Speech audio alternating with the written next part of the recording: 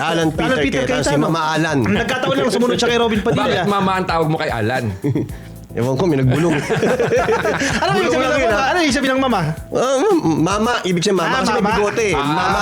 Mama. Malamya lang ako. Magsalita kayo naging mama. Kasi sa mga parlor ko naririnig yun pag, Mama! Hindi kasi sa parlor, mahilig sila sa mama. Oo, Sa lalaki. Sa mama, mga daddy, mga di ba daddy? Mama. Daddy image. Daddy image. Hindi mamita. Akala ko naman. Baka akala ni Sen, baka makita ko sa Senado niyan eh. Nakita nga natin kahapon, di ba dumaan sabi ko, ay, si mama. Kilala ko sa'yo. Ay, makakabarinig tayo kayo sa ano. Naharap namin. Tapos tinawag na si mama. Buti hindi tumingin. Hindi Nakakiti siya, by default. Hindi siya tumingin sa akin kasi may pogi dun sa kabila. Doon nakatingin. Mahilig sa pogi si Mama. Siyempre, sino ba naman ang gusto sa pangit? Tama. Di ba? Pag napapaligiran ka ng pogi, nagiging pogi ka na rin. Hindi kasi ginagaya mo yung style. Ako ganun din eh. Pag nabagawa po, ang ganda ng buhok nun gagayahin ko. Baka yun. Kaya tinitingnan niya. Yun ba yun? Salamat tayo, tinawid mo ako. Magkakasama tayo. Pilot episode pa lang. Alam mo, speaking about si Mama Alan tuloy, Senador Alan Peter, marami ang nagsasabi, sobrang laki ng pinagbago niya ngayon. Oo. Parang nagka-problema. Naging DDS eh. Sa bagay, matagal na siya DDS yan. DDS. Pero nag-all out siya na itong impeachment, lalo na itong impeachment. Alam mo, sa tingin ko, nagka-problema talaga siya sa parang mental health issue. Parang sinabing may saltik siya. Hindi. Parang Kasi ganun talaga eh.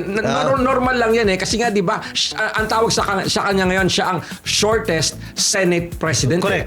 Nung natanggal siya, parang na-disillusion siya, nagka-problema siya. At pinagtatabuyan talaga siya, di ba? Hindi nga raw siya kinakausap ng kapwa niya minority na ilan. Hindi siya kinakausap ng mga majority. Kumbaga, outcast ka. So, Correct. Ang sakit na Kaya ang ginawa niya, kumapit siya sa social media. Nag-appeal to emotion siya sa mga tao. Kaya nagla-live selling ka lang. Nag-kaldero. Take note Nabili yung kaldero niya, bumili si Matibag. Take note despite of that, sa survey nitong nakaraan, nagna-number 3 siya. Alam mo kung bakit? Yung survey na ginawa ng Pulse Asia, moro-moro lang yan.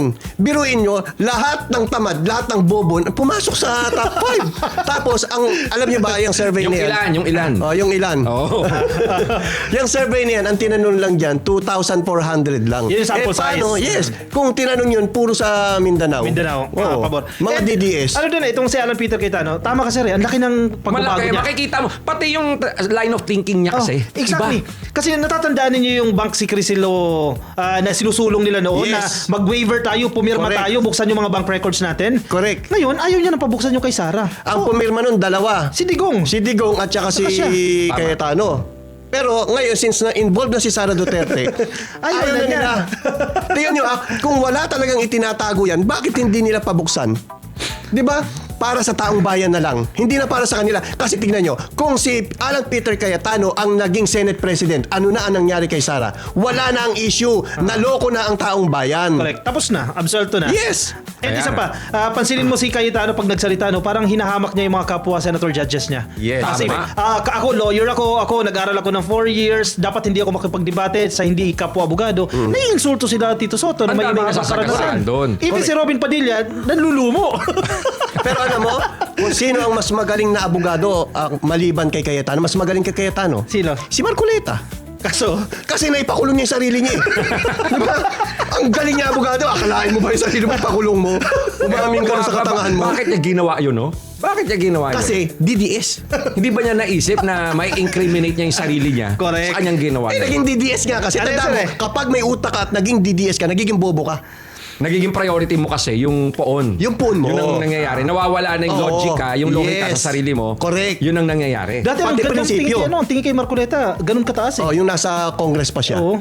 Tinitingala. Kasi magaling siyang makipag-argumento sa Kongreso noon. Siya yung isa sa magaling makipag-debate. Siya yung main pillars isa sa main pillars kung bakit Exactly. nasara yung ABS-CBN. Correct. Diba? Kaya pala marami ang natuwa ng mga taga-ABS. Nakikita ko sa social media eh. Nagdiwang nung medyo nakulong siya. Sa Oblo siya Nagdakulong ngayon. siya. Pero kung nandiyan siya ngayon, malamang, di ba, 9 days lang. Supposedly, 11 yung nasa schedule ng trial. Na-shorten nila yan into 9 days. Kung nandiyan si Marcoleta, haba. naging Lalong haba. 15 days. Lalong haba. Yun nga ang problema rin kay Alan Cayetano eh. Naging abogado siya ng defense.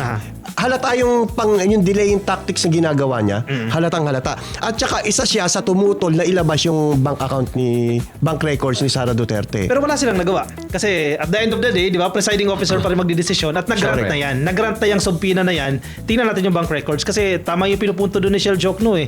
Pwede mong tingnan yan kahit yung mga na-accumulate niyang pera, kahit hindi pa siya vice presidente. Kasi ang pinapatunayan natin dito, yung ill-gotten wealth. Di ba? Oo. So titingnan kung last decade, ganito lang yung income mo, paano biglang umangat yan? Kaya importante silipin yung bank records. Simula na pumasok siya sa gobyerno. Pero teka lang kasi, ganito yan ka-coffee.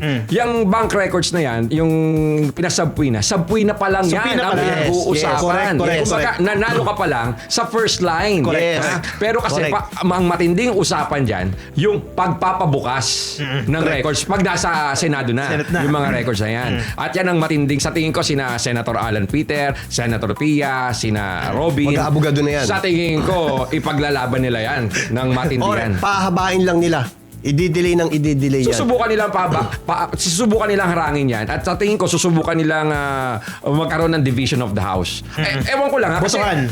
kasi pag division of the house baka sa tingin nila mananalo ng majority diyan or pipigilan nila ang division of the house. Pero sa tingin ko sir, mabubuksan yan. Kasi sa kasalukuyan, 4 lang na senador yung tumutol doon sa ruling ng presiding officer. Sino-sino yan? Yan. Tatlo? Si magkapatid, Alan, yung sisterette, no? Si Alan, si Pia. Sino yung sisterette? Si Pia Cayetano. Sister yun. Sister Hindi niya. naman Yung sister red. si Alan brother yun eh. Yung red. Ba't mo Yung tinawag na siblings. sisterette? Siblings. Sisterette eh. Si brother si Alan, sister si Pia. Cayetano siblings. Oo. Si Ivy kasama din doon. Tapos parang si Robin Padilla yung isa. 4 lang sila eh. Yung nakita ko. yung Villar. Ay, sorry. Si Camille Villar. Si Robin wala nga doon eh.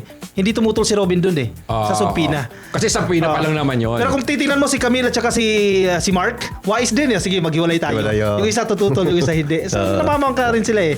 Hindi tulad ng Tulfo Brothers, Solid. Nagkakaisa.